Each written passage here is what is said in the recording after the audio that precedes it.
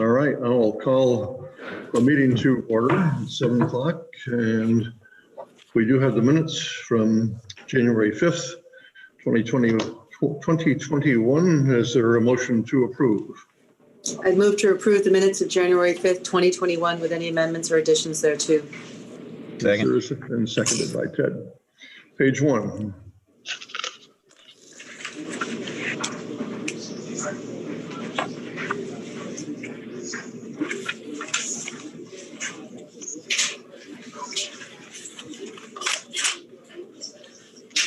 Page 2.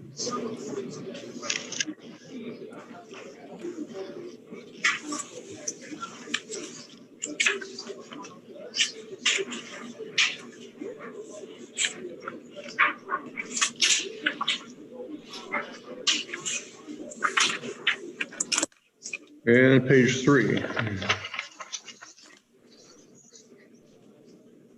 Just one addition at the very bottom after the executive session and the motion to authorize the settlement agreements. We need to have indicated that we adjourned at roughly 10:01.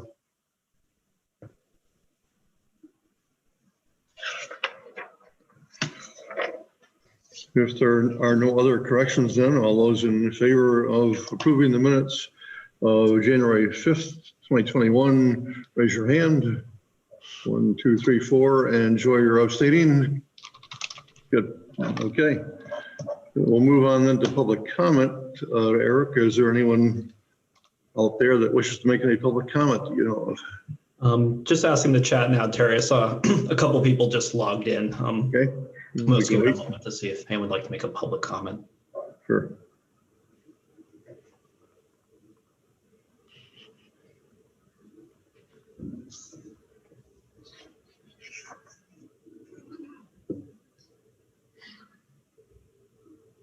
I don't see anyone indicating they'd like to speak during public comment.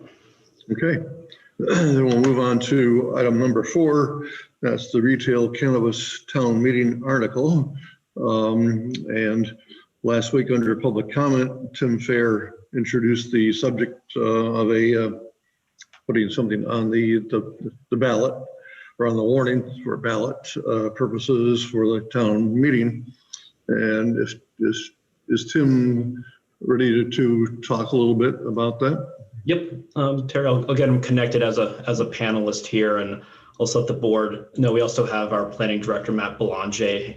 He's here this evening, and I think after Mr. Fair's presentation, if the board has any questions for Matt regarding a land use component, Matt will be available to answer any questions from the board.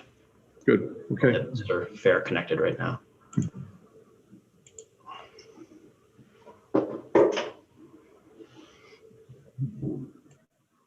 Hello, Tim. Hi there. Pete, hello everybody. Thank you so much for having me tonight. I really appreciate the time. Well, thanks for coming back. And we thought it would be an opportune time at this point for you to actually formally give you the proposal that you gave us under public comment last week. So it's your opportunity to give your introduction again. Of course. And please feel free to ask any questions that anybody has. Don't feel bad about interrupting me. I'm used to it. I enjoy answering questions. That's, part of this is one of the big issues here is a lot of unknown factor, a lot of the fear factor that people have of the unknown.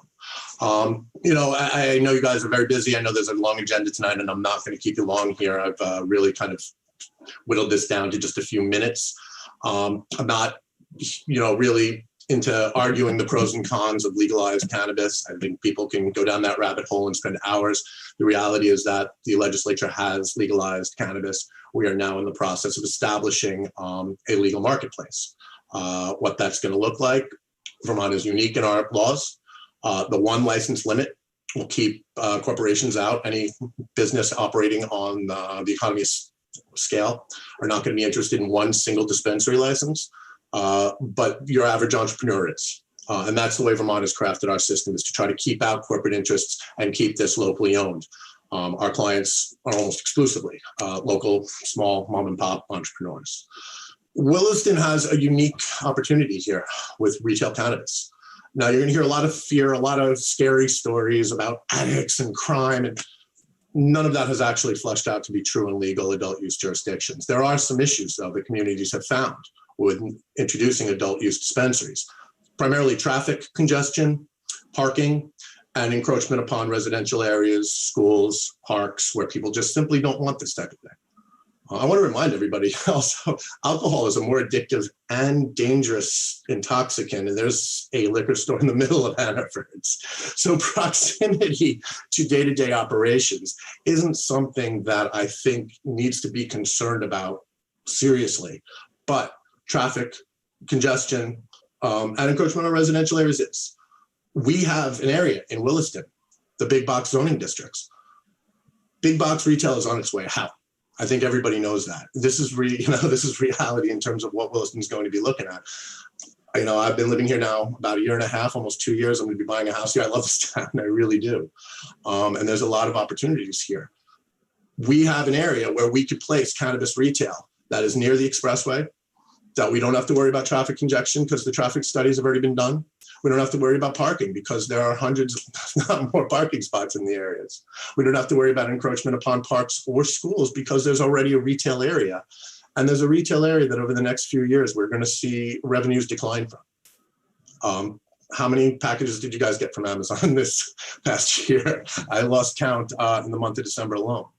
How much longer is Bed Bath & Beyond really going to be able to make? However, and cannabis is not a panacea. It's not going to cure everything. It's not going to replace all of that, but it will offset. And the fact that Williston also has the local option tax already means that we can immediately start drawing revenue from the overall sales. The dispensary will do significant sales. We are positioned better than South Burlington. We are positioned, frankly, better than Burlington for retail cannabis. We have a section of town. Let them get off I-89, drive in, get their cannabis, get whatever they need from Walmart, get whatever they need from Home Depot, get right back on 89.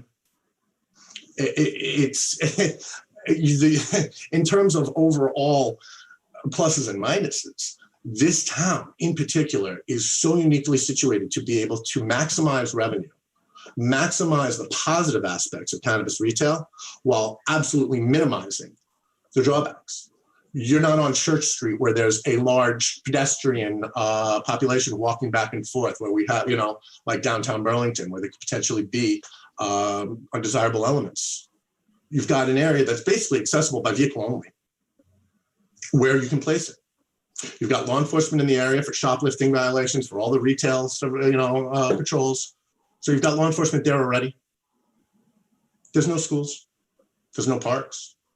I don't see too many people hanging out in the parking lot between Home Depot and Walmart. So we are uniquely situated. I can't think of another location, and this is what I do all day. And I'm not, trying to hide the ball on anyone. I own a cannabis law firm. I work with Vermonters in the cannabis industry, hemp, CBD, adult use. But I've looked and done site surveys of a lot of towns. Waterbury Center is a very big one right now. And I would say that Williston is probably the number one spot in terms of minimization of negative effects and the maximization of positive impact. So, I just kind of want everyone to keep that in mind. I also want to remind everyone, and this is one thing I hadn't heard in any discussions, Williston has the ability to appoint a local control board. And that control board can regulate and issue local licenses to cannabis retailers under nuisance, zoning, signage. So it's not like this goes onto the agenda and the town votes and approves it, and all of a sudden it's out of the select board's hands. I mean, my friend Gwen at the League of Town and Cities likes to make this out to be a little more dramatic than it needs to be, but the town does retain control. And at least any of my clients will be working closely with the town. Nobody wants an antagonistic relationship with the location, especially at the onset of this industry. Anybody who comes in here, and I don't represent anyone, and I don't know anyone personally who is interested in Williston right now, but I don't know why not, because the opportunities are huge. Where Vermont Sandwich Company used to be, on Williston Road, coming right up in that abandoned shack, and they closed down chiropractor's office. Beautiful location. The Thai restaurant on Route 2 that's been abandoned for the last 1.5 years, 2 years. I sent you guys some pictures too. These are not shady looking spots. These are going to be high-end boutiques. They're going to make Apple stores look like your convenience store. I mean, they're beautiful. Custom design, wood interiors. The exteriors are going to be gorgeous. these are going to be high-end products. This is not cheap drugs. Average retail sales are anywhere between $50 and $60 per person per transaction in Massachusetts right now. We're anticipating a very tourist-heavy business. People coming up spending $200 or $300 a night on rooms, but have no problem spending $70 or $80 on some cannabis to go along with their Vermont vacation. So, I just kind of want to put a little bit of perspective about the opportunities that Williston has. Now, some towns are electing to wait and put this down. This can either take place, this vote of the public can take place at town meeting or a specially called meeting. The town would have to pay for that specially called meeting. And the business people who are looking at this need some clarity. They need some idea that, okay, we can invest in purchasing a property in this town. We can start our discussions with the town. We can start our planning, knowing that cannabis retail will be allowed. If this gets kicked down the road, those entrepreneurs are going to go to the towns where they know that they have that safety. At least if I buy a property, I know I'll be able to utilize it for this. But the window for licensing will only be about 30 days when it does come around next year. And there's no guarantee that there's going to be a second round of licensing. We don't know what the state is going to do. There's still a lot of unknowns since the Cannabis Control Board is not formed. But I just want to reiterate, you will have the opportunity to create a local Cannabis Control Board, which will be funded by the fees you can collect from the local licenses. The one or two that may come. This is not going to be a deluge. We're not going to have 80 cannabis, dispensaries opening up. The reality is, 1, 2, maybe 3 applications of which the town can decide how many of those they want to allow. So and that's really it. I just kind of want to throw that out there. I know there's still a lot of questions, uncertainty. I know some people don't like cannabis. I don't like alcohol. I don't drink. It's not my thing. I do like cannabis. I'm not trying to outlaw alcohol, and more power to people. I think people make a lot of dumb choices when they're drunk. But that's not what we're here for. We're here for what is best for Williston. And I think moving forward, we stand to gain a lot more than we stand to lose by at least allowing the people to decide and to vote on this at town meeting. And if it wasn't for COVID, I would be having the signatures to you 10 times what I needed.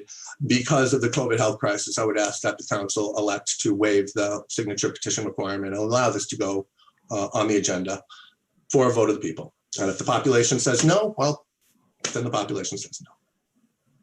Thank you. Thank you, Tim. So tonight we're charged right tonight as to whether or not this is going to go on the warning for town meeting, and not necessarily whether we're in favor of or not in favor of cannabis. So Eric, anything you'd like to add before we go to questions?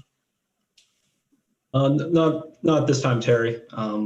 I've got a couple procedural notes if there's questions that come up later. Okay.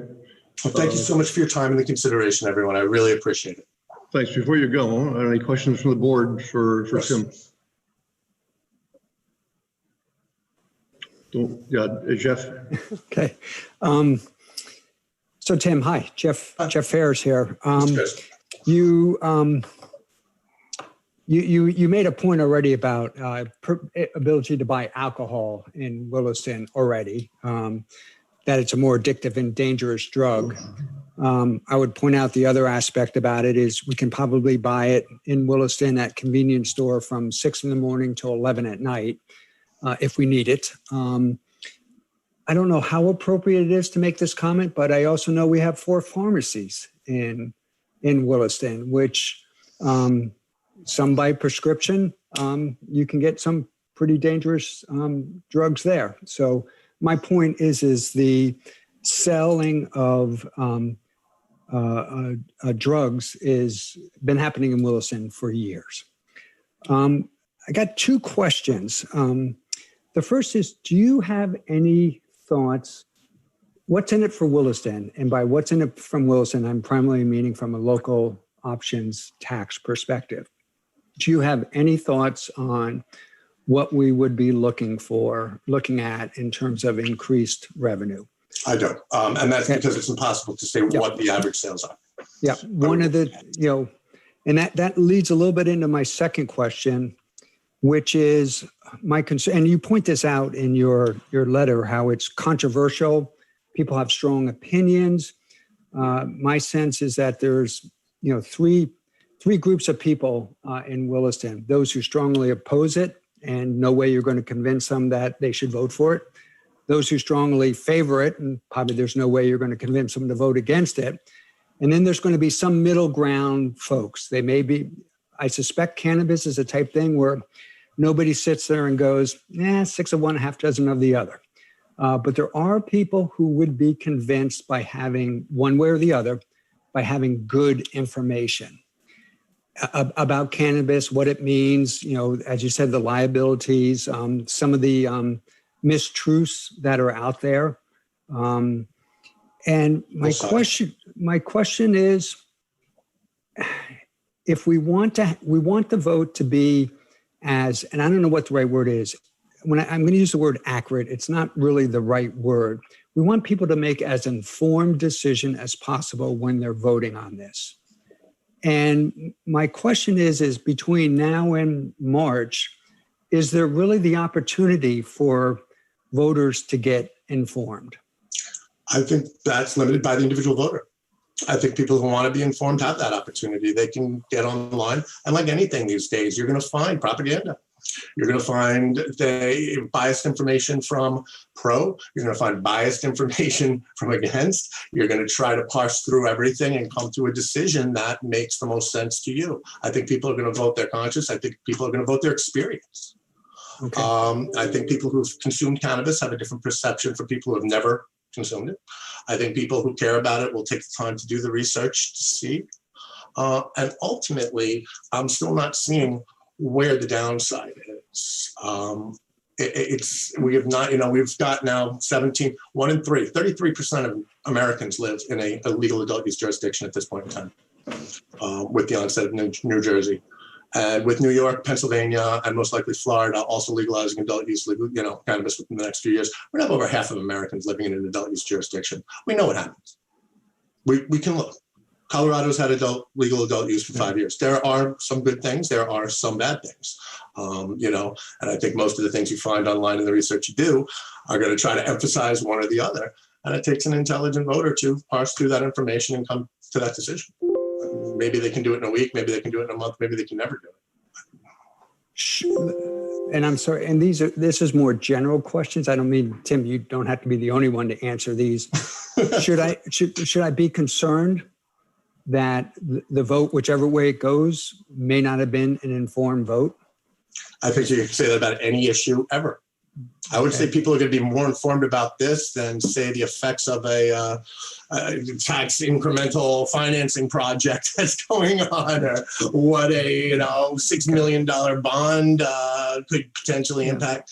I think this is going to be a lot more informed than a lot of issues that unfortunately voters have to vote on all the time. Yep. I'm not going to promise, but I think this is my last question, which is, what is the select board's role, or the town's role? That's a better way to put it. The town's role in providing information, if any. Act 64 calls for this to be a decision of the registered voters of the town. That's what the law states. That's what the League of Town and Cities insisted upon in order to get this legislation through. We would have preferred a opt-out as opposed to opt-in. However, this is the way things is. Yeah. Where the town stands is, obviously, this is going to fall within the town. And this is going to have an impact on the town. I don't think it's going to be nearly the impact that some people think it is, but there will be an impact. And I think that's why Act 64 also allows for the creation of the local cannabis control board. To make sure that this doesn't, no one's saying, let's open this up next to the church or even in the residential part of the village. That obviously, I don't believe that would be appropriate. I'm very, pro-industry. That certainly would not be appropriate. Next to the Marshalls in a closed down strip mall, where we have plenty of parking, that is an excellent opportunity. And that's what the town and the select board has the ability to do with this formation of this local cannabis control committee, is make sure that where it is appropriate, that if there are buffer zones that you want, those are in place, and that make sure that the actors, meaning the applicants and the license holders, are following through with their commitments to the town, whatever zones may be, because you can revoke your local licenses as well for the violations that the statute gives you. It's not full authority. but it's significant in terms of zoning, in terms of nuisance, and in terms of signage. I mean, I can't imagine much else that the town would be really interested in with a retail location. So, I think that this is and it's a partnership. I think you're going to be working with the entrepreneur, the owner, to make this successful, both for the town and both for the person who's going to put a lot of time, effort, and money into opening this thing. Nobody has any illusions. If there's a sale to a minor, they're not. This is a one strike and you're out proposition. We are fully anticipating that. This is not going to be some shady operation. This is not going to be some Mexican cartel or something ridiculous. Give your neighbors. More people than you guys know smoke cannabis, I'm sure. Not all of them want to broadcast that fact because there is still a significant stigma to it. I was told I was going to be disbarred 2 years ago when I left my great job with Paul Holt and opened up a cannabis law firm. But I did that because I believed in the industry, and so far it's been incredible, and it's been a great opportunity. It's been an eye-opening opportunity for me. I've learned a lot, and that's why I'm here today, saying I do believe this is the best for Williston. So I hope that answers your questions to the best of my ability. It does, but actually, and I'm not saying I know, there's no real answer, unfortunately. My question was along the lines of, we know that we have the ability to do a local control commission. Is that the right word? For a control commission, I think. I forget exactly what the language is. We know that the town has been thinking about if we were to do retail cannabis, how to zone that. Where would they be located? Is that, and I'm not asking this necessarily of Tim, I'm asking this of everyone. Is that something we should let the voters know? That, the town has put some thought into it. Not that we're supporting it or not supporting it. We put some thought into it where they would go. We put some thought into it, or at least we know we have the option to create this committee. Did I get that word right? That local control committee to help regulate it. And it's open question. Well, I think the town, when we have a question on the ballot, such as the budget and other things, the charter changes, we have made an attempt to at least inform the public of what it is and what it means, but taking a no particular side to it. It's a Cannabis Control Commission. That's the language in Act 164, a Cannabis Control Commission. Commission, okay, not committee, all right. One of the C words. Yeah. All right. I'm sorry, I feel like I rambled on too long. No, that's how I always feel. Any further questions for Tim? Well, Tim, I guess I just have a couple of questions. I mean, are you aware that our planning commission has not finished the work on zoning if we did allow cannabis to be sold in Williston, that we don't know where it would? You've thrown out these glorious locations, but the planning commission hasn't said that that's where they would go. Oh no, absolutely not. And I was just throwing examples of places which would again minimize the negative impacts that we have seen. If we don't know whether or not those places are viable or whether that's where the zoning is going to be, what are the examples of? Places where, should it be allowed, again, would minimize the negative impacts that we have seen within communities which have opened adult use dispensaries. Okay, but we don't know about the examples you've used. You would agree we don't know if that's actually what would actually happen, because that would be up to the select board, I assume, and the planning and zoning in the town. But and none of that work has been done yet. To my knowledge, I don't know. And then I took some notes. You said at one point that these stores would make Apple stores look like convenience stores. How do you know that? Because I've seen the interior designs, the current trends in cannabis dispensaries, specifically in Massachusetts, but more specifically the planned models that we've seen here in Vermont. These are high-end locations. These are high-end buildings. Again, the pictures I've sent you are just some sampling. Granted, some of them are higher-end places in California and Arizona, but this is certainly the industry trend. So you're nice. They really are. Not really an assurance, though, right? I mean, this is you're assuming that they will follow to form what they've done in other states. Exactly. I am expressing what the trend in the industry is currently, what our recommendations to all of our clients are, and the mock-up models that I've seen from potential dispensaries here in Vermont and some other areas have all followed the same theme, which is the high-end boutique theme. Okay. And then the other thing that you said that I took a note on said the reality is that there will be 1, 2, or 3 applications. Absolutely. There will not be a deluge was the word that you used. I don't believe so. Not from what I've seen thus far. We work with a significant portion of the current applicants. Applications are going to be due within the next 14 months. Your law firm does? Yes. Yeah. Vermont Cannabis Solutions. We are the only cannabis law and consulting firm in the state. So we do work with quite a few. Where we've worked maybe 50 applicants, 60 applicants at this point statewide. Out of those 60 applicants, I would say probably 40 had a viable chance at licensing, and that's spread out over the entire state. A majority of the applicants right now are looking at tourist areas. We have 600,000 people in the state. That's not going to support a large adult use cannabis industry, but we have pre-COVID numbers of 14 million tourists. That will support an adult use cannabis industry. So a majority of the applicants right now are looking at the Waitsfield, Warren, Waterbury Center, Stowe, Morrisville. They're looking to bookend resorts. There are a smaller contingent that are looking at Chittenden County in this area, which is why I'm saying I don't need this stage of the game where we're telling people they need to be moving forward. I don't have one single client that is interested in the Williston area. If I was here advocating on behalf of any particular client, I would certainly disclose that. And the fact that we haven't even heard anybody mention Williston yet leads me to believe that there will not be an inordinate amount of applications. But even if there were, that's still up to the town and the local cannabis control commission to determine how many local licenses are being issued.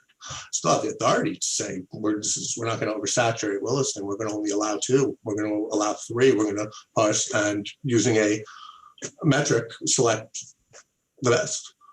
So that's why I don't believe now. Granted, once opt-in, opt-out vote has occurred, once towns have started to opt in, once there's been an identification of towns that are going to allow cannabis retail, will that potentially increase the interest in a particular area? Sure, that could very well happen.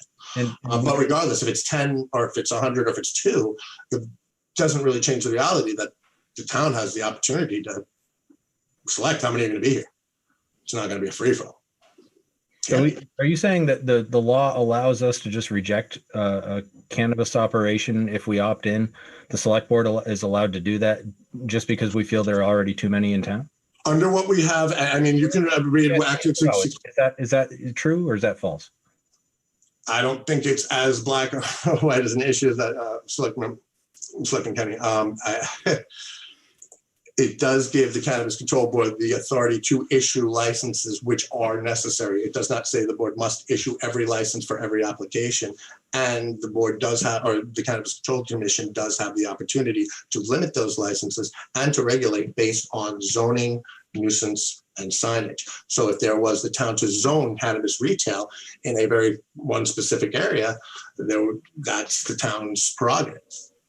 And in that method, we would assume that the number could very easily be limited. We also have yet to see from the Cannabis Control Board what limitations on retail licenses may come. The reality of Act 164 is that it did not dive into great detail. It left quite a bit to be determined by the administrative level by the Cannabis Control Board, which is good because that allows things to be shifted to see what works and what doesn't. I guess that would be my last question, though. Is it true that no cannabis retail establishment could be open before May 2022? May 1st, 2022, and the current timeline would allow the existing medical dispensaries, should they get an integrated license, to open. That would be limited to those 5 and to 5 locations. Then October 1st, 2022 is when private retail would open their doors. Again, according to the current timeline in 164, which may or may not be held to. Well, I guess this may be kind of a rhetorical question, but feel free to answer it. I'm just wondering why we would put this on the ballot now for March of 2021 when we have until October 2022 to see what the regulations that control these things actually are, what the zoning actually will be. Excellent question, not a rhetorical one. Business planning. This is an incredibly difficult business to plan out. Timing to obtain real estate. See, the other major problem is that a cannabis retailer cannot exist in a building currently that has a lease or a mortgage that's held by a bank. or a financial institution.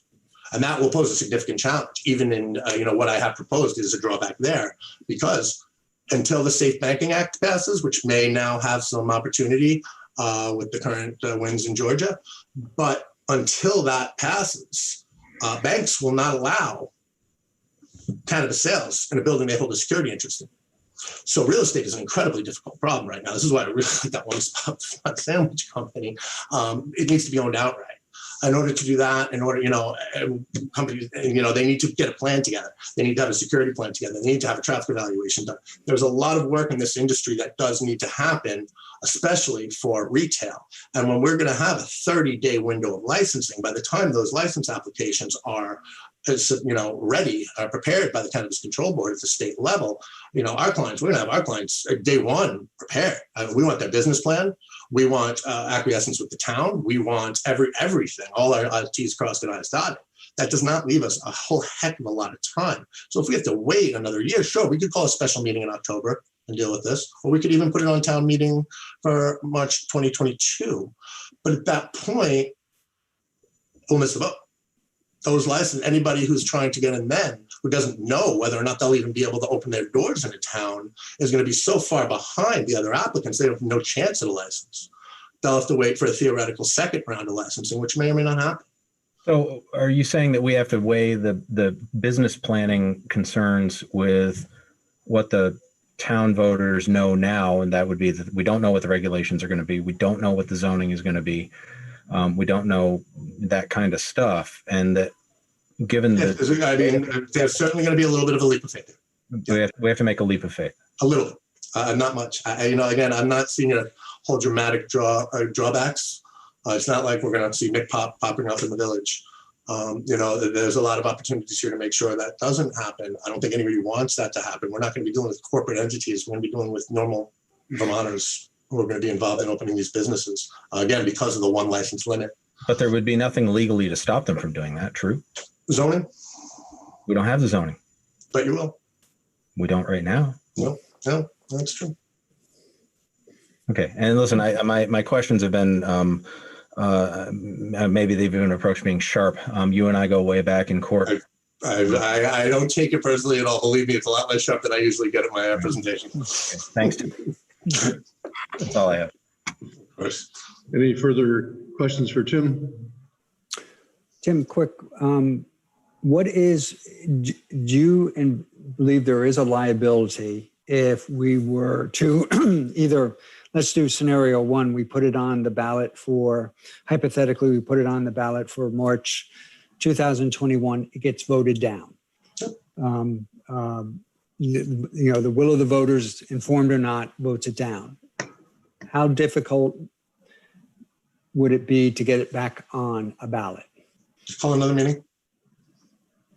There's no, at that point, I personally would not pursue it being, once the voters have voted, that's it, unless the voters of the town decide as, at that, I pretty much would say that's it. Because if they vote no at this point, there's, unless there's a second round of licensing opening, a 30-day window to submit these licenses at the beginning of next year, that's close. If the town vote decides not to put it on right now, given COVID, we're done. This is a yes or no at this point to see cannabis. At least it's a definitive no. If the select board chooses not to put this on the agenda, there won't be cannabis retail in Williston, at least not for a while. It would be very, very, very difficult at that point to see how it could possibly happen. Once town meeting has occurred and the people, at least the clients we're working with and the entrepreneurs I know, are going to be focusing on the towns that opted in. Towns that opted out or towns that refused to put it on their ballot, and that's just not going to be even considered. People will be looking, where they're welcome. And then down the road, are there going to be more? I guess that's going to depend on how many licenses are issued. There's so many factors, it's impossible to tell. Supposedly there was going to be a 6th medical license issued when our patient count hit a certain number, which it never hit and was never issued. And we're of the mindset that that's most likely what's going to happen now is there'll be a number of retail adult use dispensary licenses issued. They'll open and there may very well not be, or maybe a very long time before more are issued. I can't think about how many more, liquor outlet licenses are issued or how often, new liquor store licenses. I think that's a set number and pretty much, so I can't help but think that's going to be what cannabis is going to be like as well. So again, there's a lot of unknowns. Councilman Kenny's right. And Councilman Kenny, I just, I want to remind you of a book you gave me once, and that was Reptile, the reptile strategy in trial, and people being dictated by their fears. And I just want to kind of come full circle. I read that book. It was a phenomenal book. That kind of cuts both ways, Absolutely. Any further questions for Tim? Seeing none, thank you very much, Tim. We appreciate Thank you all so of much your for your time. I know you have a lot to get to tonight, Well, so appreciate it. Thanks. Have a great evening. Thank you very much. So, are there any questions from Matt? We can bring him on as far as questions regarding zoning and stuff like that. But we have things that were provided in the kits or the packets for today. Don't see any requests for Matt to be on, and Well, it'd be helpful to know where we are with okay. the work with the Planning Commission. Okay, Matt has just signed in. Matt, welcome. So did you hear Jeff's question? You're muted. You're muted. It was just a touch cut off as I transitioned into the meeting, but I think you were asking about where we're at in terms of the work with the Planning Commission. Exactly. Okay, great. So the first thing I'll say is Eric provided you again with the memo from November, and in particular, its enumeration of some of the zoning tools that the Planning Commission Select Board might consider. To one extent or another, the Planning Commission has showed interest in almost all of those strategies or some mix of them as a zoning amendment response to potential legalization of retail recreational cannabis in Williston. I will be providing them for their meeting next week with draft bylaw language that shows them what that actually looks like in a zoning bylaw. And I've told Eric I'd be happy to provide that same draft to you. But our procedural timeline at its fastest, if I got it all right in that draft and the Planning Commission nods ahead on it, we're 4 to 6 weeks to a hearing, hold a hearing, informational meeting with the Select Board, a couple weeks to a hearing with the Select Board. We're probably into, late spring or being realistic, early summer for a bylaw to be adopted. And there could be a window of time following an opt-in vote where the zoning that exists is the zoning we have today, where retail cannabis sales is a subset of the allowed retail uses that is currently allowed in the Taft Corner zoning district and in the parcels facing Route 2 in the Business Park zoning district. So I have that map in my head. I can clarify it for you, but that's the default. It has a retail classification that is acknowledged in our bylaw already. There is a part of town where it's permitted. There are other parts of town where it's not. And I would say that among the strategies that the Planning Commission is considering, things like outlet density, conditional review by the Development Review Board, et cetera, the one that they've probably not landed on agreement on is the geographical location. And I think it was a version of the same conversation we had with the Select Board. Do you, quote unquote, stick it in the middle of town? Do you put it off in the Gateway South District around Exit 12? Do you push it off towards Essex or out into the industrial zone, as was done with medical dispensaries? I would anticipate that either the Planning Commission or yourselves or both may take some time to come to agreement on how you want to address the allowed zoning district or subset of a zoning district, if you wanted to map an overlay, where you would want this to be allowed if it was going to be allowed somewhere, which is really what Act 164 asks you to do in crafting a zoning response. So, and I do agree, in in the question on limiting the number of facilities, I think the tool is zoning, and more specifically, some sort of an outlet density or minimum spacing requirement. I think, without speaking too far out of school on Act 164, that's the strongest way for a local control commission, because it ties back to zoning, which is specifically called out as a appropriate compliance check for the local commission to be making. If the local commission were to just throw up its hands and say, we're denying you because there's already too many of these, I think that would be a harder decision to defend than rooting it in zoning. So we're moving on it with the planning commission. We're moving about as quickly as we ever do on a bylaw amendment, along with a couple of other things we're working on right now. And so late spring, early summer for the select board to have something that you would be ready to adopt would be my prediction right now. Tim Fair, I believe what I heard him say is the first open, whatever it is, that 30-day time period in which licenses can be applied for will happen essentially a year from now, the beginning of 2022. Is it reasonable to expect that we would have a zoning ordinance in place that deals with cannabis retail by a year from now? Oh, I think so, yes. Okay. Okay, good, thanks.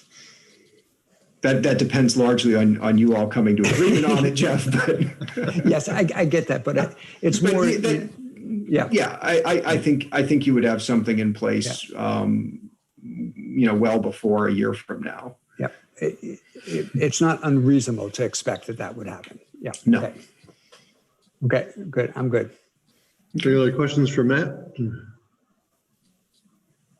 Don't see anybody who wishes to speak. So thank you, Matt. We appreciate you hanging in here. So thank you very much. Thank you very much. Have a good rest of your meeting. Yep. See ya.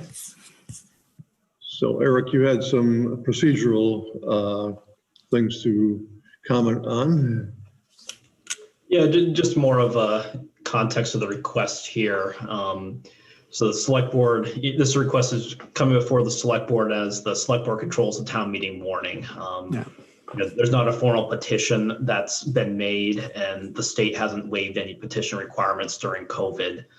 This is something, if the town received a petition that met the statutory requirements, the 5% of voters and other items, then the select board would need to place it on the warning for the town meeting or call a special meeting for it. So as a request that came from a resident, the board's deciding under its purview to control the town meeting warning, whether it wants to warn this question or not. So whenever we have a vote on this, I would prefer it to be at a town meeting, or in November, but there is no November election coming up next year. Special meetings are notoriously low vote counts, and town meetings at least are a reasonable representative of the town. So sort of we need, I think, a straw vote tonight to see whether or not we want to put this on the warning, because we'll be deciding on the warning next week. So comments from members of the board. So would be actually to put it on the warning and then actually have the vote as part of the town meeting, as part of the Australian ballot. It will be on the Australian ballot, yes. Yeah. Well, I would not be in favor of that. And the reason I would not be in favor of that is because regardless of what people think of marijuana for or against, there are strong feelings on both sides. But it is a big decision. And I think the decision has to be made with as much knowledge as we have. Now, right now, under the law, the governor hasn't even appointed the people who are going to make the regulations. The regulations don't even exist yet as to how these things are going to be governed. So we'll be asking the voters of the town of Williston to vote on letting an industry come in that's going to be regulated, but we don't know to the extent what those regulations will actually do anything. We also don't know where it's going to be. We just haven't had enough time to get this done. And the third thing is all in the context of the fact that these things can't open up until October anyway. Now, I know, Tim Fair made valid points about business planning, and I am, I've run a business myself. I know business planning is very important, but I don't think that should outweigh the voters having the full knowledge of how this is going to be regulated, what the town can or cannot actually do relative to regulations, and where it's actually going to go. Because what we'd be saying is, hey, it's a leap of faith, and make this leap of faith on this highly emotional and impactful decision, and we'll find out in October 2022 if your leap was worthy of faith. So I just don't think it's a good idea. Other comments? Well, I have to admit, I'm a bit conflicted. On the other hand, I absolutely agree. We need, not absolutely agree. I concur and know it. We have to get the voter input, yes or no, and we have to abide by that, yes or no. I wonder if, on the one hand, I think having that vote earlier than later is good. I worry that it won't be an informed vote, but I also worry that it will never be an informed vote. The voters are pretty much going to know now what they're going to know in a year from now, which is there will be regulations and the town will have zoning. We don't know what those are yet, but they will be there. Most voters are probably not going to look so much at where would it be allowed and what are the state rules, other than there are state rules, and it will be limited where it's allowed in Williston, and it won't include places like parks or close to schools. So I'm not sure what to do right yet. I value others' input. I feel that we're doing a disservice if we were to put something like this on without knowing what the regulations might be. When you don't have infrastructure, you have no idea of knowing how this is actually going to play out. And there may be people that will make a decision now that would not have made that same decision once the regulations and stuff are put in place. I completely agree with Ted on this one for so many reasons. Gordon? I think one of my biggest concerns, I know things are not going to be near parks and schools, but there's also other, shopping places that kids and families are around. And when we don't know exactly how that is going to be zoned, that's one of my worries. I mean, I lived in town my whole life, and this is a big one. And I see your point, Jeff, where, maybe on the regulation side, people won't change their thinking much in a year from now. But for me, it's the where, not so much, that regulation, but it's the where for me, and how that's going to impact where people and kids are. I'd want to know more. So I always kind of side on the side of caution on things. And I know, getting a pulse on the community is really important earlier than later. But in this case, I'd rather wait till later. Yeah. The point, I'm not disagreeing. What I'm conflicted by is right now we have a system where you can buy alcohol. Many of those establishments were created before we had zoning, and they're still there. So if you use, let's say, the sale of, and I forget what it's called, where you can buy beer and wine versus hard alcohol, spirits, whatever it is. I guess I liken cannabis closer to that than I do. It's going to be a free for all, type system.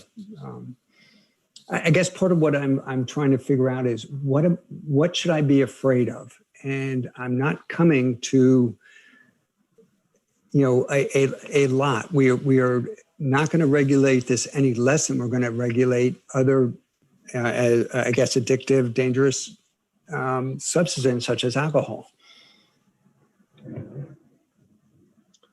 I mean, that's the general we, the state plus Williston.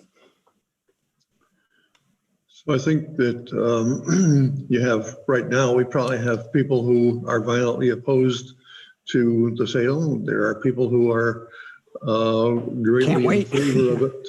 And we have the great middle ground that people are not either for or against. And the good thing I think about waiting on this is that the Planning Commission will hold public hearings on the issue as far as where they could possibly be located and get public input on that. And we would have a more robust discussion, I believe, by waiting until a year from now to put it on the ballot. But that's my thoughts at this moment. And it sounds to me like we have four that would prefer waiting to another time at this point. Okay. So if we're in agreement with that, it will not appear on the warning for this town meeting. And we can move along then to the review of the budget. Hearing no objections, we'll do that then. Moving on to the budget review with Eric and Shirley. All right, I'll get Shirley connected here, and I'll just, Shirley's going to go through the details on the accounting side here, but I just wanted to kind of preview the conversation for the board. At last week's meeting, the board requested for staff to take a final look through the budget, look at additional possible reductions in operating expenses and revenue sources. So I just want to say the department heads did a great job, and Shirley too, leading that effort in this past week. Just want to recognize their hard work and a final review of the budget here before the board meeting tonight. So Shirley will go through, there's a number of possible changes staff has identified on both the expense and revenue side of the budget to examine. So overall, what we'll present to the board tonight is a net $80,000 change with expense reductions and revenue additions. So I was trying to think of a way to try to sum this up, because there's a lot of complexity in the accounting side that you'll see on some of your materials that Shirley can answer questions on. But in the original budget proposal that was transmitted from the manager's office, it included a projected half-cent tax rate increase to raise another $110,000 in revenue. This work in the last weeks identified about $80,000 of that through expense reductions and revenue additions. So as the board considers these possible changes, the question, is this remaining $30,000 or a new amount based on the board's discussion tonight after review, and that $30,000 or additional or other amounts to be funded through additional taxes to be raised, additional fund balance to be used, or a mix of the two. And in your materials, Shirley's prepared 3 approaches to consider, just kind of in the overall concept here. And again, these final numbers can change based on any adjustments the board like to make to the final budget.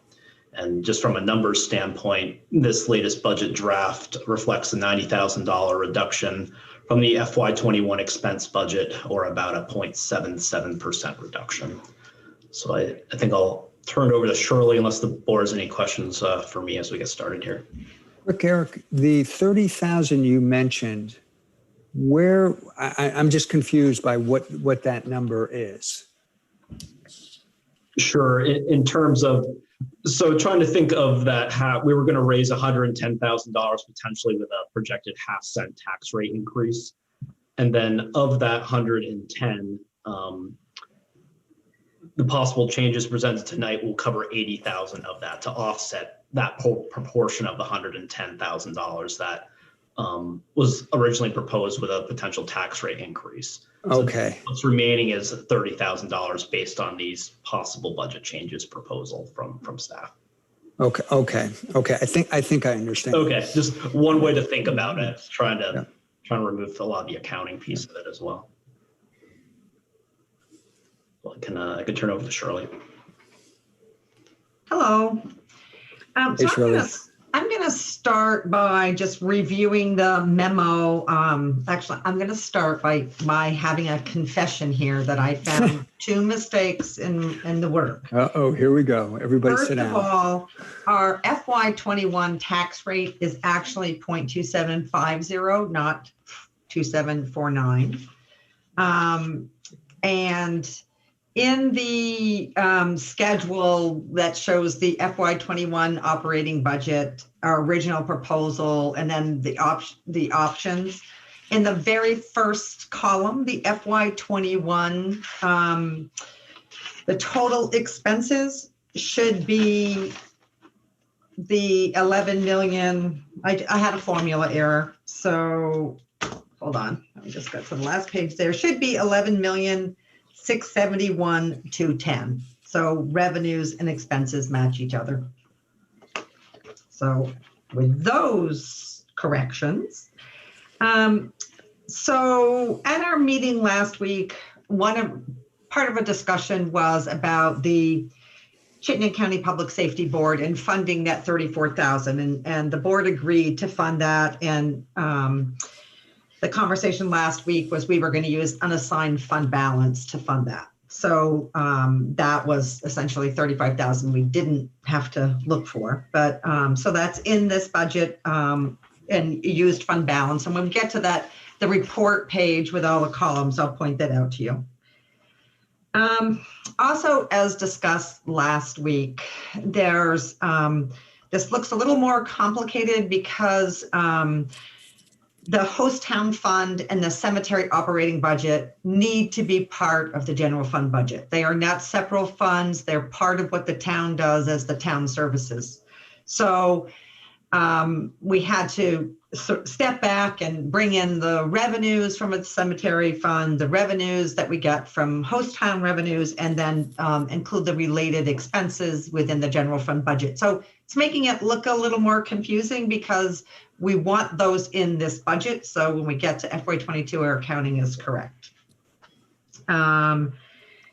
Let's see, for capital projects, we found a decrease of 27,500, and some of this was accomplished by shifting budgets to different years based on when things were going to be purchased. The police department held off the purchase of one of their fleet vehicles so we could reduce their budget a little bit.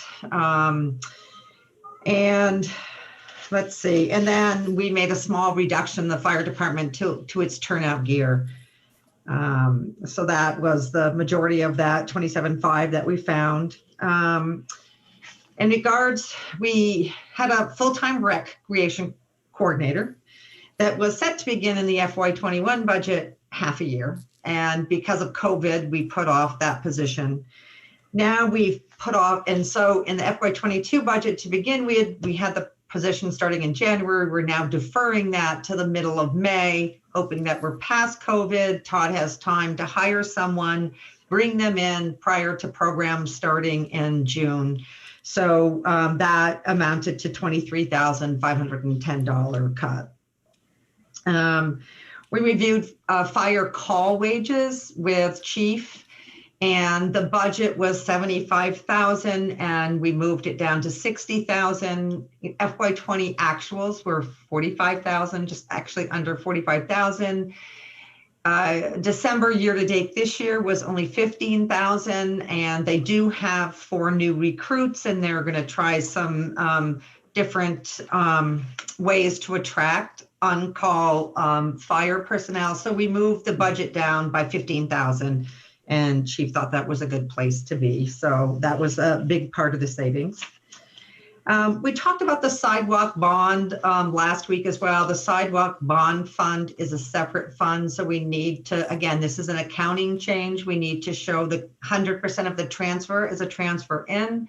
And then we show the sidewalk bond principal and interest payments at 100% of the payments and no more netting, which is what used to happen. Let's see. I'm turning to the second page of the memo, and I'm looking at that graph in the middle because last week we did a roll forward of what we thought the unassigned fund balance was going to be. So I started this table from the estimated June 30th, 2021 balance and just said, here's what we, again, with the assumption that all other operations are going to be net neutral. We don't think we're going to have any revenue go into fund balance, but we don't think we're going to have loss. So with that assumption, these are under the three different options. This is what we'd be using from fund balance. The first one being we reduce the tax rate for the budget changes. The second one being we left the tax rate flat, and the last one we split the tax rate between the fund balance. So those three scenarios, and I'm ignoring the 130,000 for a moment because those are assets that you can't spend. So I'm looking at those other four lines above it. So in the first scenario, we'd be using 660,000 of fund balance. And keeping the tax rate flat, we'd be using 690 of fund balance and splitting between taking that 30,000 that Eric was talking about, splitting it between using part of fund balance and increasing the tax rate. We're using fund balance of 675. And my point for putting this table together was really to say that going forward, this kind of use of fund balance is not sustainable. We'll bleed our fund balance to the point where, our liability from significant events happening will erode it. So I, as a conservative accountant, just want to mention that we just need to think about, even though in the prior couple of years, we've actually designated more than that. We actually haven't used any because our bottom line has been positive. So we didn't actually touch any of those dollars we said were coming from reserves. I am 100% believe that is going to be true in 2021, that what we've designated, we're going to be using. And, 2022, it's just, everybody's best guess, but probably we are definitely going to dip into that as well. So below that table, I went and said, okay, here's our new estimated June fund balances under the three scenarios. And I took the operating budget that we are presenting right now with the 11,581,355 and went to the fund balance policy and said, okay, here's 10% of the FY22 budget. Here's the 20% high. So in both cases, our fund balance in all three scenarios would remain over that 20%. The other thing to mention is part of the reason that we're going to remain over that 20% is because the host town fund balance is coming into the general fund balance. That's like 330,000. So that's helping to increase our unassigned fund balance. Any questions on that before we move forward? Shooting hands. Oh, Jeff, yes. You brought up, if I heard you correctly, even though we're keeping the fund balance above that magic 20%, we're still spending it in an unsustainable way. I believe that. Okay. Because, another year of that level, another 2 years of that level, and we're somewhere in between, but we certainly don't have the liquidity and flexibility we do when we bring that fund balance, the unassigned fund balance down. What would be your estimate of what is sustainable use of the fund balance? Oh, that's a good question, Jeff. I hate to answer that I really am perplexed by that question. I'm not sure I have the answer without running some numbers to see where we are. And of course, the other is fear of the unknown. What's going to happen? Yeah. Okay. Fair enough. Should our fund balance policy, I think it's a policy, It is. include, it's only been based, if I remember correctly, on the 10 to 20%. Yep. Should it include a sustainability aspect to it? I think that's probably a great idea. And so I wrote on my long list of things to do is to look at other fund balances around town, because what makes 10 or 20% a magic number? Right. Yeah. I don't know the answer. I just know that the town of Williston has been very lucky. And in that report that came out, right, we were number one financially, but part of that was because we had such a healthy fund balance. Right. So I guess this is just an observation, is it makes me uncomfortable. I mean, I deal a lot with things that, sustainability is a big word these days, used often, or unsustainability is a big word also that's, has real negative connotations to it. So I'm concerned about hearing your thoughts that the rate in which we're using the fund balance is unsustainable. So my comment is the only way I could agree to that is knowing that we'll visit that in the near future, so that we can address, to the degree possible, the sustainability issue or question. And so that's really putting something else on your and Eric's to-do list. Sorry about that, but That's okay. It was already on my list anyways. okay. All right. Well, that Policy in made general. me feel a little bit better. Yep. Yeah, we've been watching this for a couple years, and Shirley had mentioned earlier, the town's budgeted $500,000 for the last few budget cycles for reduction of taxes, and because we brought in more revenue through local option taxes and other revenue sources, we didn't need to go into those reserve funds for the offset because we had revenue in other areas. Right. So we knew we were going to get to this point, and COVID's kind of exacerbated that to bring it along further. So I think it's an appropriate time to revisit the policy in the coming. Okay. Yeah. And then totally changing gears, Shirley, is right in the beginning when I was reading your memo, 73,250 in revenue additions and $7,710 in expense reductions. What struck me was the magnitude of difference between the two.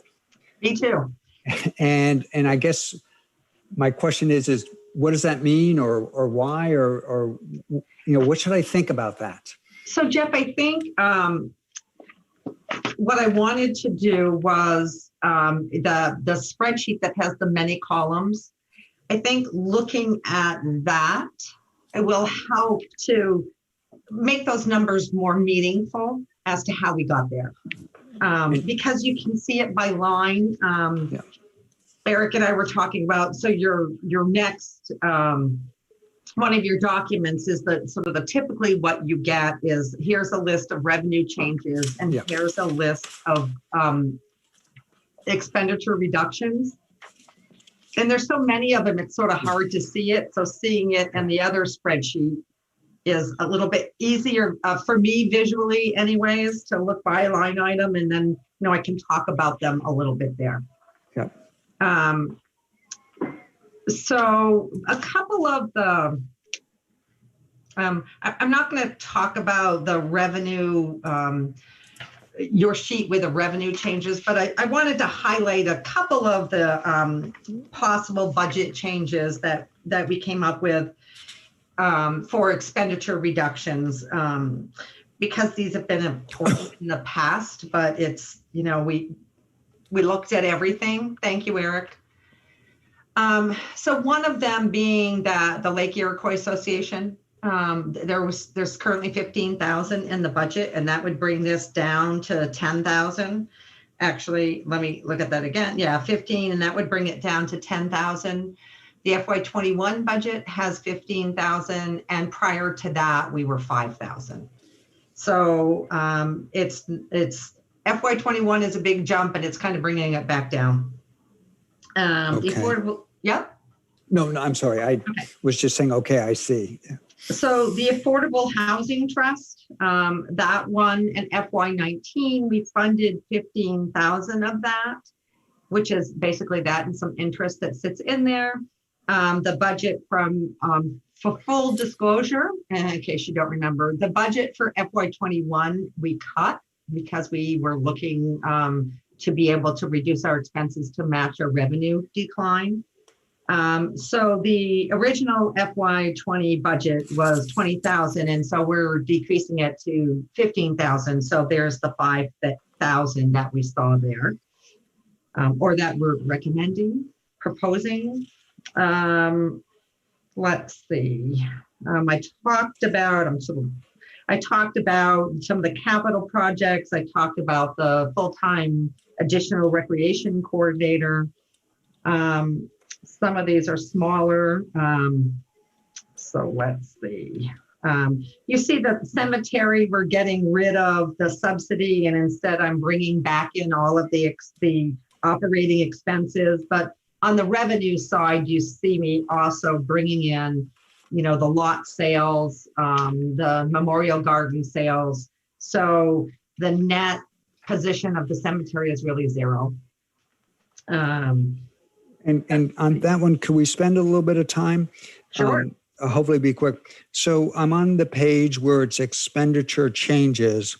Yep. It says cemetery subsidy, the reduce it by 27,900. But I'm not seeing where that might be. So is that a cut to this? Next page. Yep. So Jeff, keep looking. So under the cemetery, you see that's the subsidy. So that's in the old world when we used to put the cemetery into its fund as if it was something different. So we're really just eliminating the subsidy because we're not transferring money anywhere. And then we added the 350, the 29,000, the 1550, the 5,000, all those things that have a description of cemetery.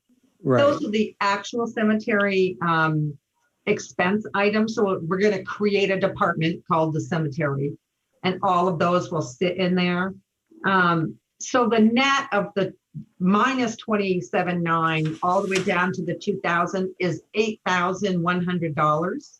And then on the revenue side, if you look under department called cemetery, those three lines, memorial lot sales, memorial garden fees, and cornerstone fees, those equal 8,100.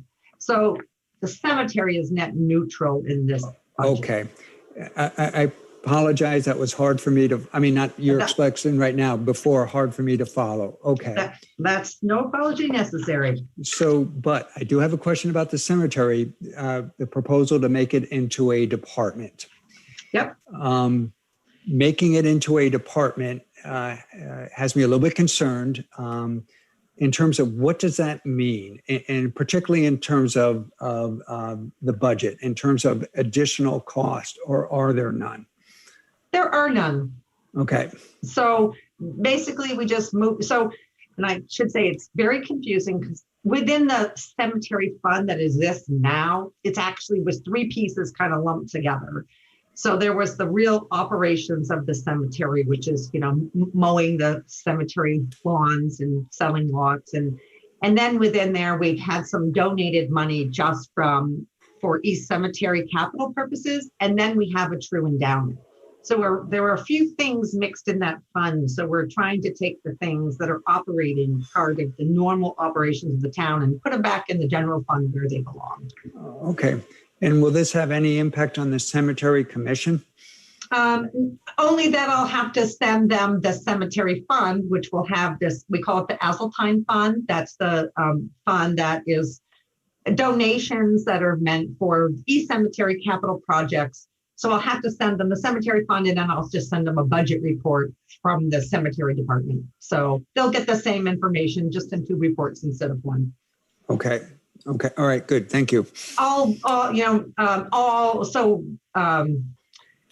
Because we've switched to having Birds Lawn Service, we don't have a group of employees who mow and maintain the cemeteries. We now contract that service, and Bruce typically signs off on those. But other things like if they're buying cornerstones or cornerstone installation, those invoices all come signed off from the cemetery commission, and that will not change. We Okay. will, because they're the ones who know that work's been done. So we look for their approval.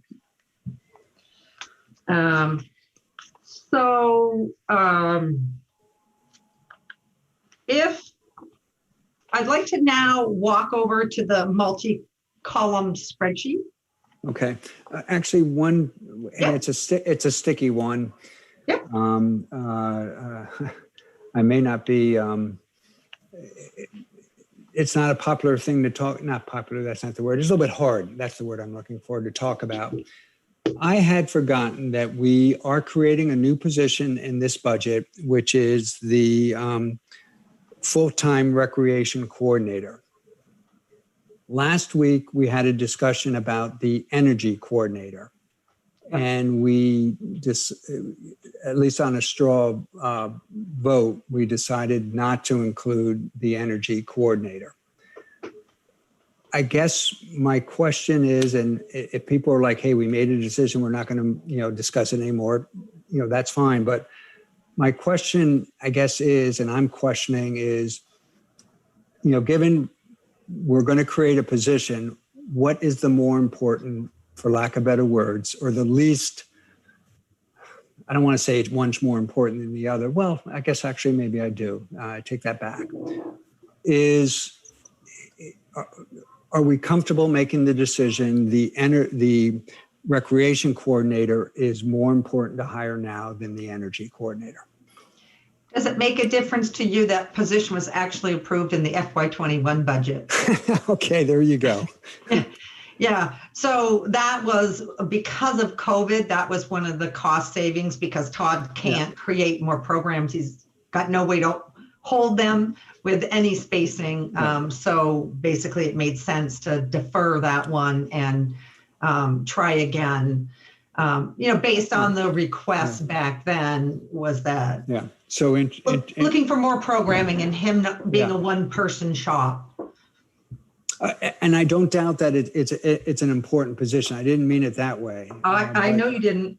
Yeah, it's that question of, yep. Now that we know about things like climate change and the ability to move ahead and hopefully get funding for initiatives around sustainability and that type of thing and resiliency, is the energy coordinator, something we would rather fund than the recreation coordinator, realizing both whatever position we don't fund has negative repercussions. Mm-hmm. And I don't know if anybody is interested in weighing in on that. I guess I have an opinion, but if nobody else is interested in weighing in, then my opinion isn't going to change anything. In this budget, and Eric can speak, but in this budget, we'd be looking for recommendations from the select board as to how you want to move. I am swayed by our energy plan. I'm swayed by I'm swayed by the need to move ahead on items that are in the energy plan. So if you hold a gun to my head and make me vote, I would vote for the energy coordinator. And that's because of the risks that we're facing and realizing this has a negative implication to Todd and his running camps this summer, which may or may not be happening to the degree they happened last year. We just don't know right now. So what would be the difference in the amount that we would need to put in the budget and take out of the budget? Energy coordinator, my recollection was about $100,000 with wages and benefits. I think that was for a full year. That's correct. And we talked about maybe doing it for half a year. So, it's very similar to what's being proposed for the recreation coordinator. Right. So, Well, this is actually was half a year, and now it's moved to just a month and a half of. And we've reduced it even further, right? Right. Or you are recommending it be reduced even further. Yeah. Right. I guess this point on, considering a appropriate salary for an energy coordinator position, staff hasn't had time to fully vet what that pay scale would look like, what that classification would look like at this time. I do think there are, when the board wants to have this conversation about the position, maybe more tonight as well or in the future, trying to think if there's potential other models to explore as well with, whether it's starting out with having a position that might take on that role with some other roles that are needed in departments, or maybe growing it over time or starting it out to one degree, then expanding its scope. I guess at a staff level, haven't had a lot of time at this point to really look at what that job description would entail and what that job would do on a day-to-day basis. Understanding it would be working to implement the plan ultimately. Right. And the other thing is, more short-term, as you're saying, Eric, do we look at some of those tasks that can be done by a consultant and save the town the salaries, the benefits, which cost a lot?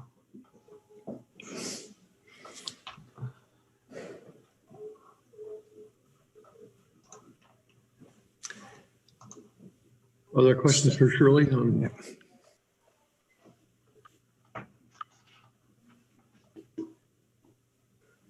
So I guess silence is golden in the sense that I'm hearing there's not support, a consensus on the select board that that's the way to move forward, is funding an energy coordinator position and not the recreation coordinator. I think we covered it last week, Jeff. Go ahead.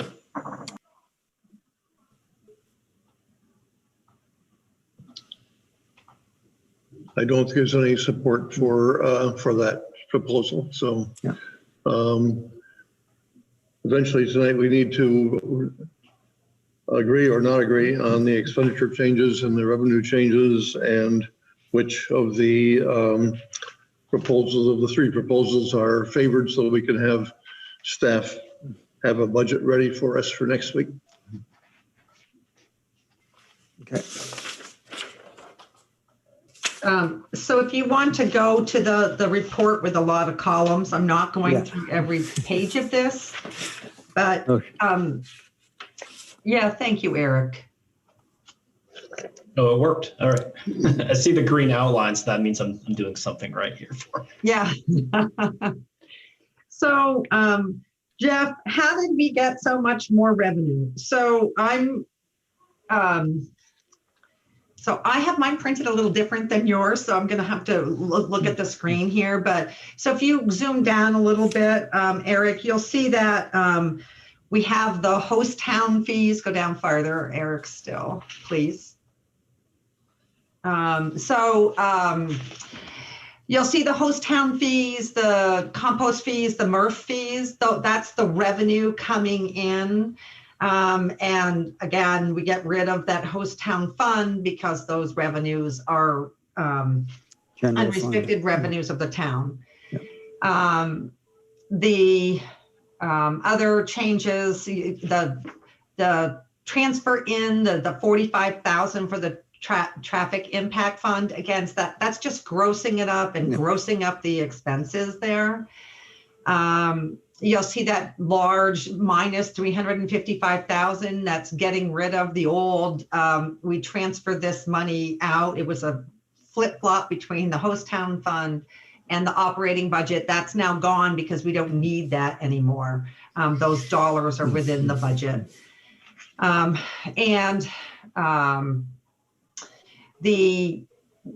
For the reserves for capital, we used to have that just one line, and now we've just split it out between the two.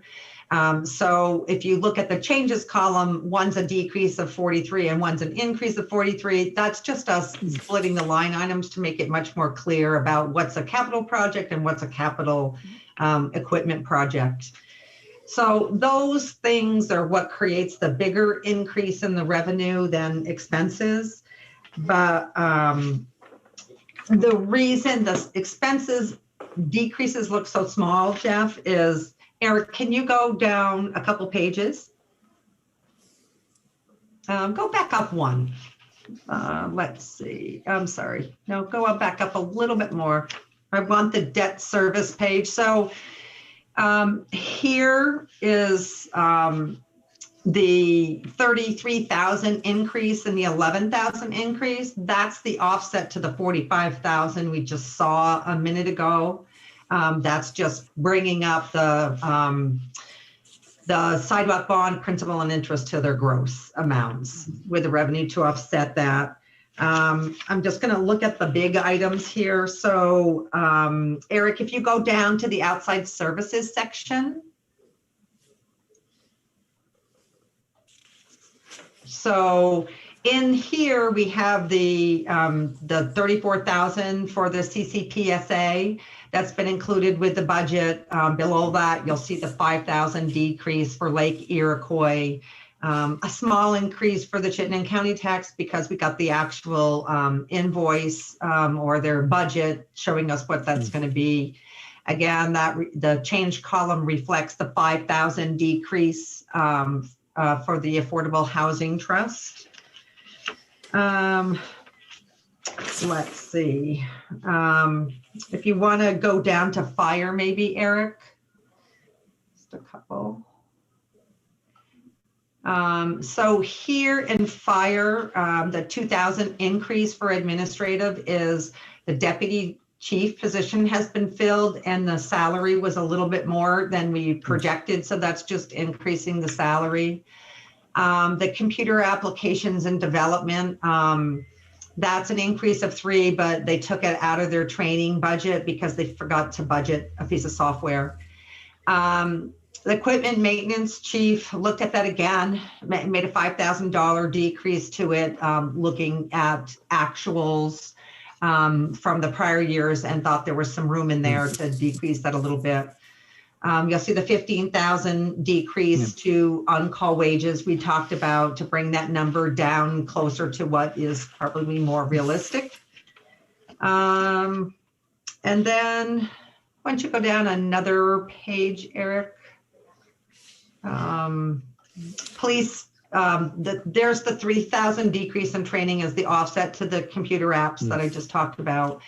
PD looked at their budget again for building maintenance, looked at it in regards to prior year actuals and thought they had 3,000 there to decrease their budget by. And if you go one more page, Eric, there's the 27,000 down at the bottom of that page. So that was the old cemetery report support that we're just saying that goes away because now we have the cemetery expenses built into this budget. Go another page, Eric. I'm sorry, go one more. I want to get to recreation. There we go. So there's the recreation. So actually at the start of the page, there is the bringing the cemetery operations into the general fund. So there's all those expenses.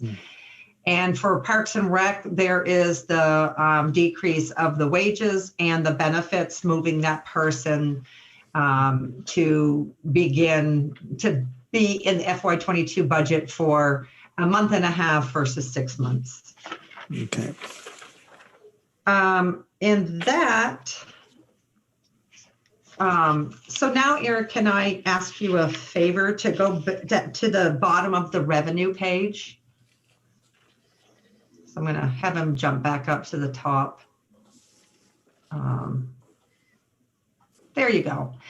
So these couple of lines are highlighted because this is the use of reserves for tax reduction, just like in the chart that I had, and the use of the reserves. I'm looking at the 3 columns now, and I want to be clear that these 3 options are purely just options. They're not meant to say that you have to select either of them. As Eric and I talked, we thought these were sort of getting back to the no tax increase at all and changing the taxes. So the first one is we just changed the taxes based on the decreases or increase in revenue, decrease in expenses we found. The second one was use the fund balance to keep the tax rate flat. And the last one was, okay, let's increase the use of the fund balance and the tax rate in equal proportions. So now if you go back up to the top of this page, or to the top of the revenue page, and yeah, one more. Okay. So I also highlighted the property taxes that need to be generated. So remember I told you at the beginning that the approved FY 2021 tax rate, what people actually got billed, was 0.2750. So if you look at the last column, equal increases in both tax revenue and the fund balance, that's actually a 0.22% increase when you have the right tax rate. So it's not 0.27, it's 0.22, and becomes a 0.0006 sixth of a cent increase. And the very first column, that 0.53% increase is actually a 0.48% increase. So for a 0.0013 of a cent increase. And what was the one that was 0.27? That no, not the 00 one. The one furthest to the right, the 0.027. That's actually 0.22%. Okay. So the 0.2756 doesn't change. It's just the percentage increase is wrong because I'm subtracting it, looking at the increase from the wrong number. Yep. Okay. So just to look, so we initially gave you a budget proposal on 11/28 with $5,777,000 property tax raised for 0.28%. In this column, that's 1/12/2021. I didn't do anything with the tax rate there. The whole purpose of that column was to be able to put in all those budget changes because there were so many. And I didn't change the tax rate. I just wanted to focus on, let's get all the revenue and expense changes and see where we are.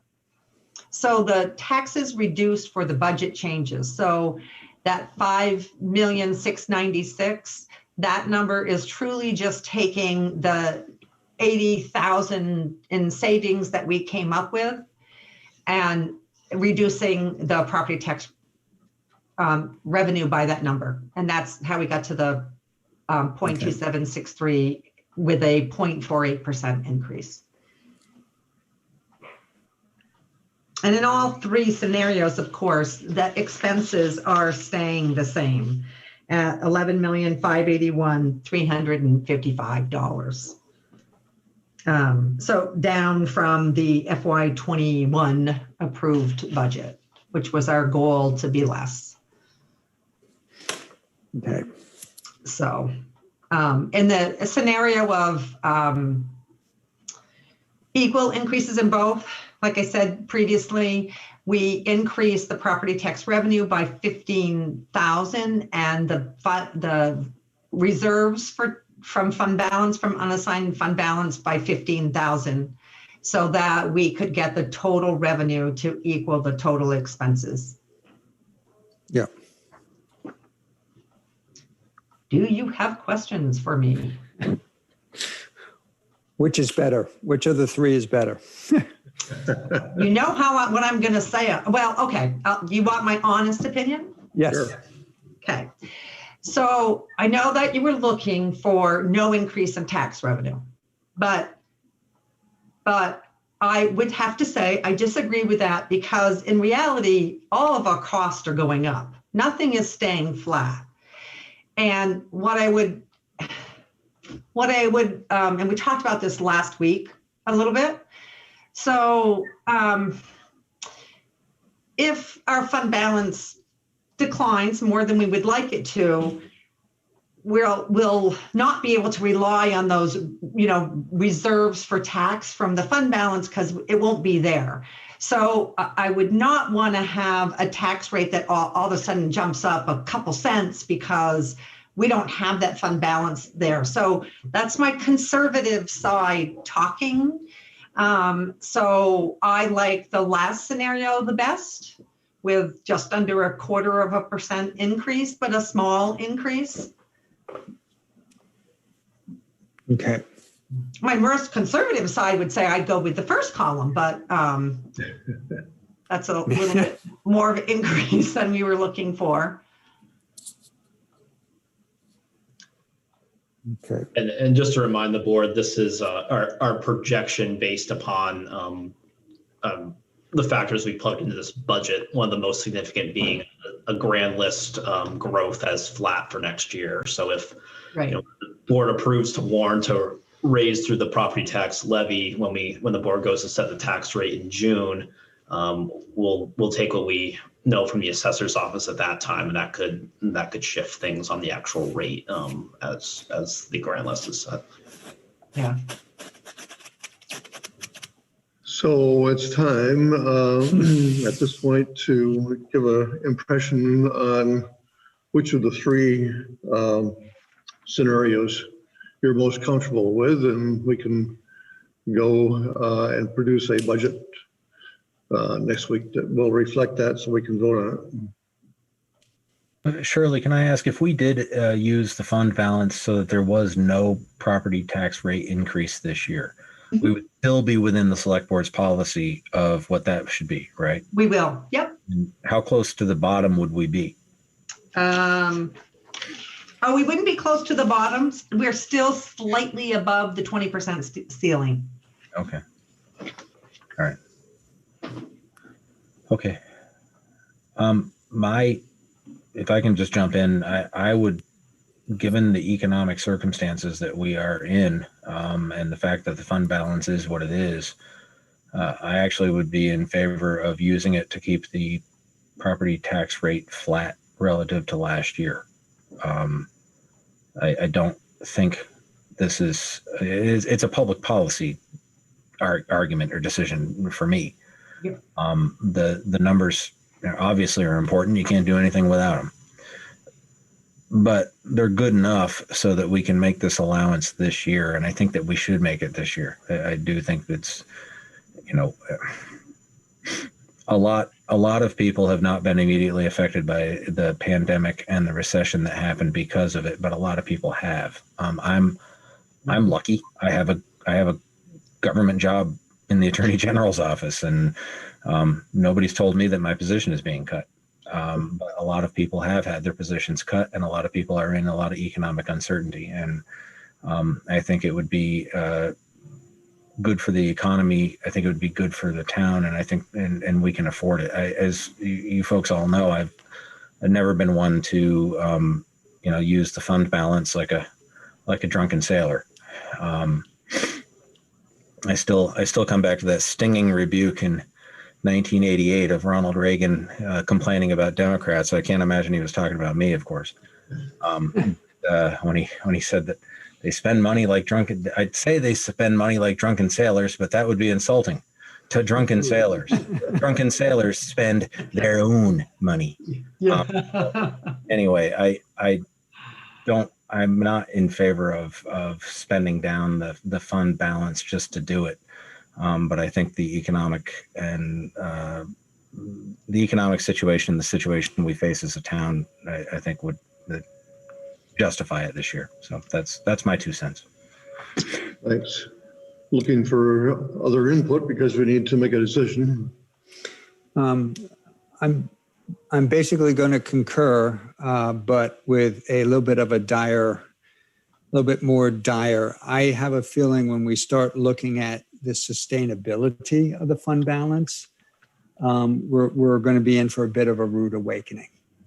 And so this ability to use about $500,000 to $600,000 a year to reduce taxes is going to go away awfully quickly.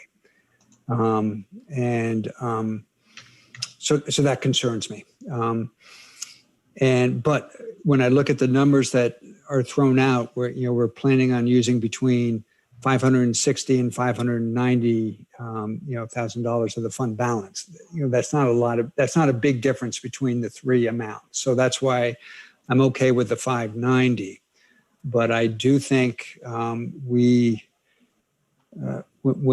we start to look into this question of the sustainability and how long will the fund balance last, given the way we are spending it, whether we're spending it like drunken sailors or not, it doesn't matter. It's how long will it last? And I think these days of having this amount of feeling comfortable with this amount of money are going to be short-lived. I would also agree with Ted and Jeff on this one. I think I would also like to see us not using quite as much of this. I think I agree with Jeff. We're in for a very rude awakening in the next year or two, but I also think given the circumstances, I'm not sure people could handle a tax increase right now, given the year that they've had. And we're in this equally rude awakening whether we spend any of the three amounts come the summer. Going between one rate and the other is not, or one proposal and the other is not going to change that. Gordon? I'm in agreement as well to use it this year. I mean, I have, certainly I don't think I have been affected as others have in town. I'm fortunate to still be employed. I haven't felt the impact, but I know it's out there, and I'm certainly not one to just, use that fund in,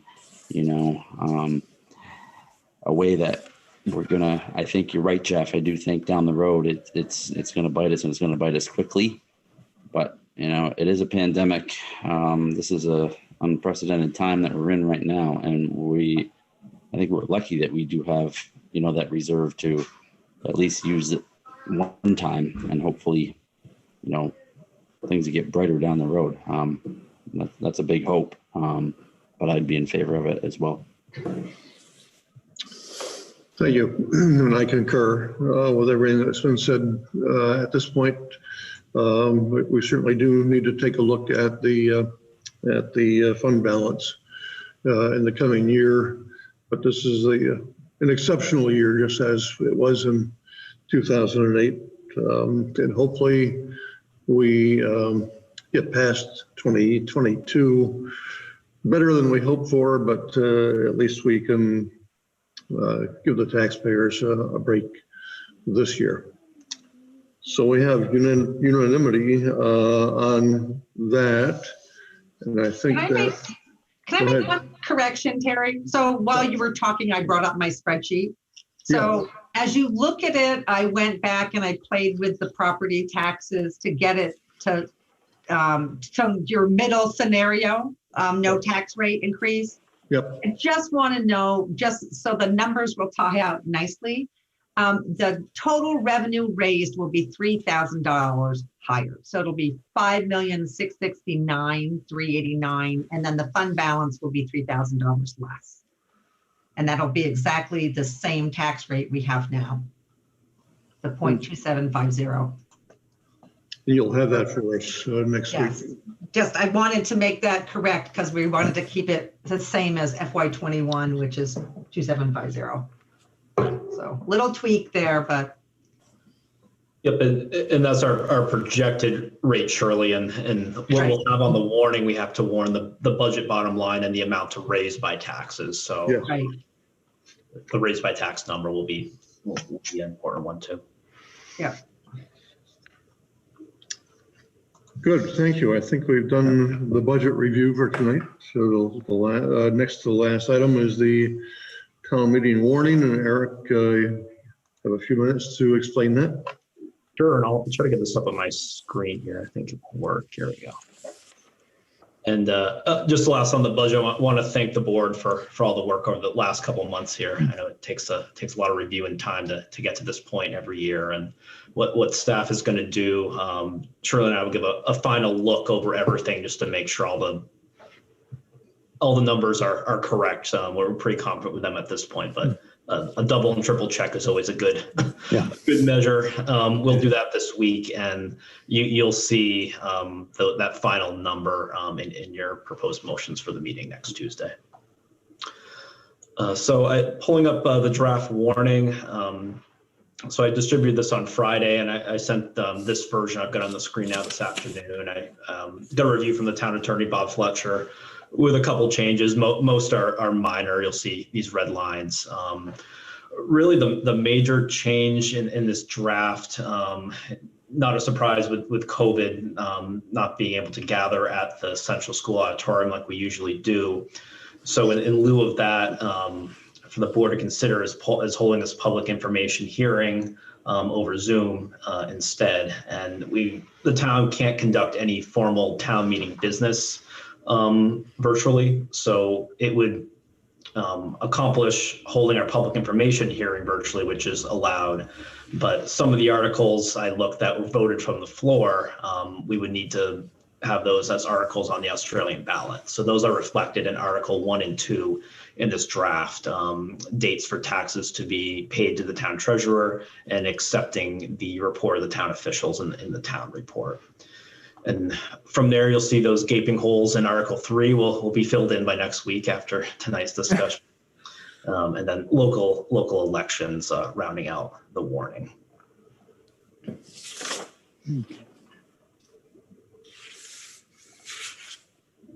And I guess I've looked to the board if there's any suggested changes or any procedural differences the board would like to do to conduct the annual meeting this year.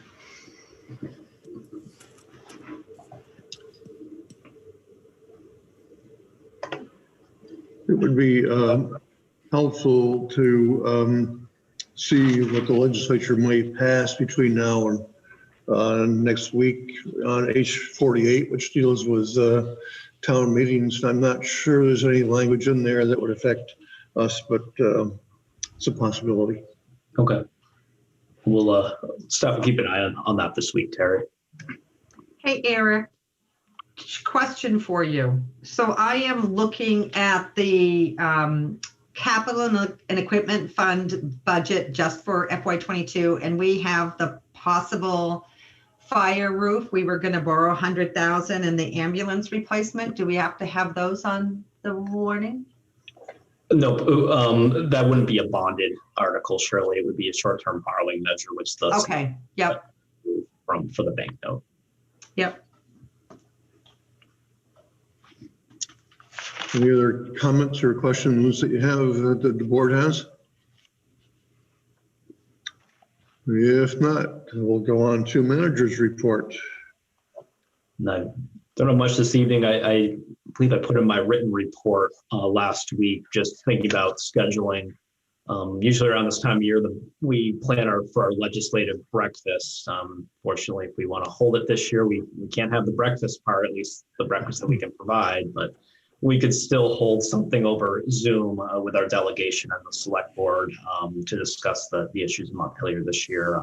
Just looking for direction from the board if that's an event you'd like staff to facilitate and get on the calendar here the next couple of months. We usually do it in early February or so. We may want to wait and see what the legislature is actually doing before we have our legislative at-home breakfast. Mine will not be as good as it was at town, but but I think we still should do that to give a chance to see what's going on.